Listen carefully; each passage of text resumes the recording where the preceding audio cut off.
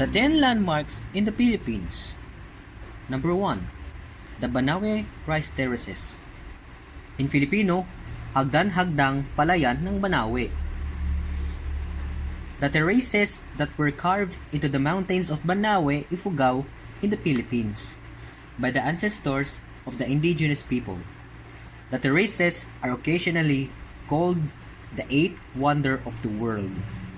It is commonly thought the terraces were built with minimal equipment, largely by hand. The terraces are located approximately 1,500 meters above sea level. These are fed by an ancient irrigation system from the rainforests above the terraces. It is said that if the steps were put end to end, it would encircle half of the globe. Number 2. Calle Crisologo.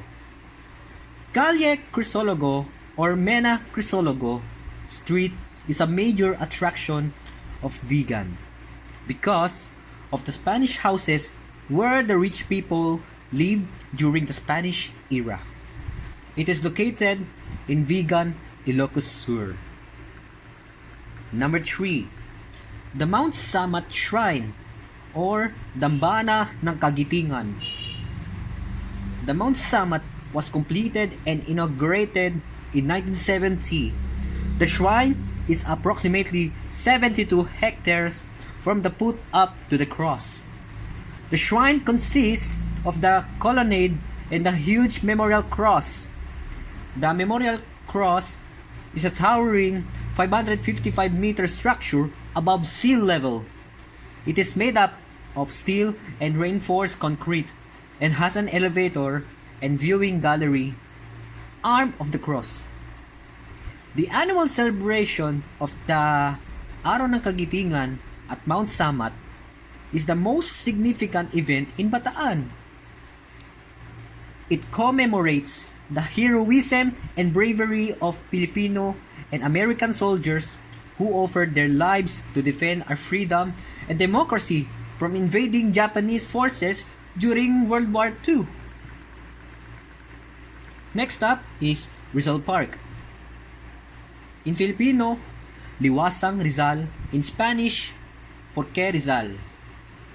Also known as Luneta Park or simply Luneta, is a historic urban park located in Ermita, Manila, Philippines. It is considered as one of the largest urban parks in Asia, covering an area of 58 hectares. The site on where the park is situated. It was originally known as Bagong Bayan during the Spanish colonial period.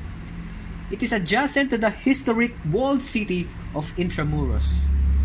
Situated on the eastern shore of Manila Bay, the park plays a significant role in shaping the history of the Philippines.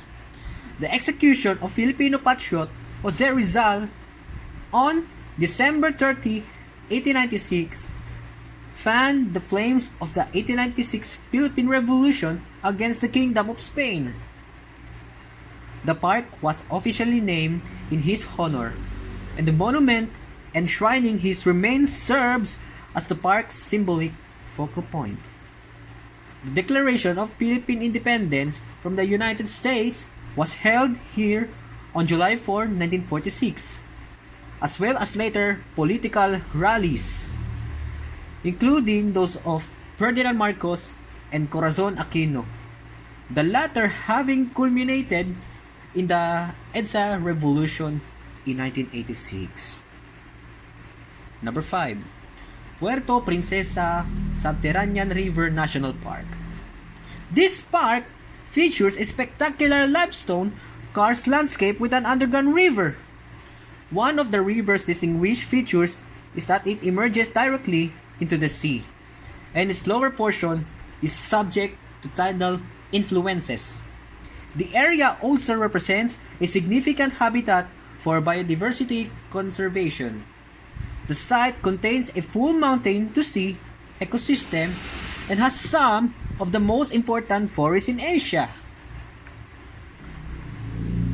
Next up is number 6, San Juanico Bridge. In Filipino, ito ay tinatawag na Tulay ng San Juanico, in Waray, Tulayhan San Juanico, in Spanish, Puente de San Juanico.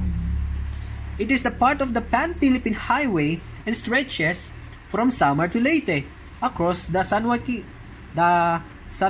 Strait in the Philippines. Its longest length is a steel girder viaduct built on reinforced concrete piers, and its main span is of an arch-shaped truss design, constructed during the Marcos administration through the Marcos Japanese Oda. It has total length of 2.16 kilometers, the longest bridge spanning a body of seawater in the Philippines. Number 7, the Chocolate Hills. These are a geological formation in the Bohol province of the Philippines. There are at least 1,260 hills, but there may be as many as 1,776 hills spread over an area of more than 50 square kilometers. They are covered in green grass that turns brown during the dry season, hence the name. The Chocolate Hills is a famous tourist attraction in Bohol.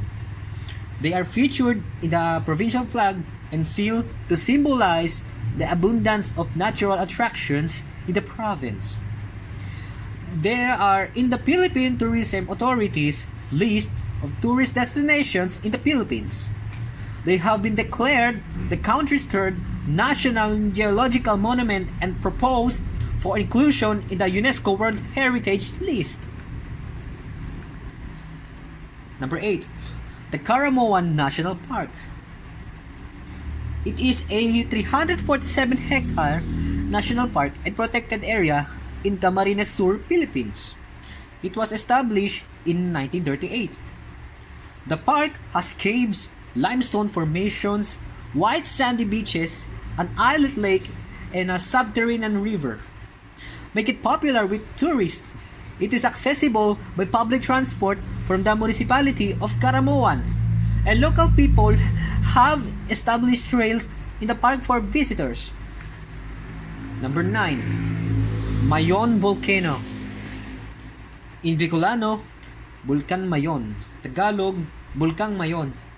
Ito ay parehas lang sa Bicolano at Tagalog.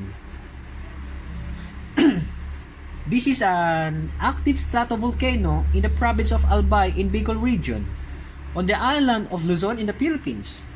A popular tourist spot, it is renowned for its perfect cone because of its symmetric conical shape, and is regarded as sacred in the Philippine mythology. The volcano, with its surrounding landscape, was declared a national park on July 20, 1938. The first in the nation, it was reclassified as a natural park and renamed the Mayon Volcano Natural Park in 2000.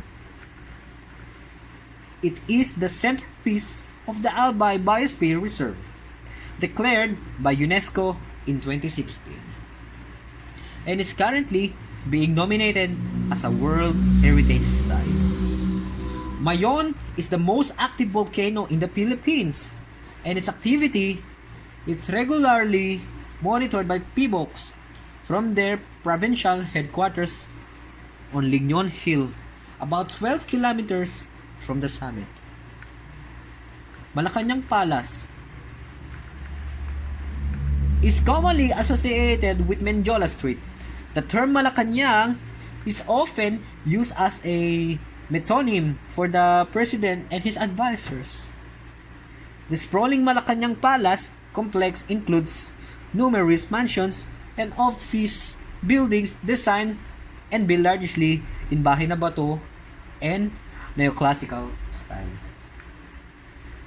The original structure was built in 750 by Don Luis Rocha, a Spaniard in the galleon trade. He built it as summer house located at San Miguel, Paco, and Santa Ana along the Pasig River. The Rocho property was built of stone, described as being a relatively modest country house, although modern-day Rocas say it was not small and in fact had a ballroom.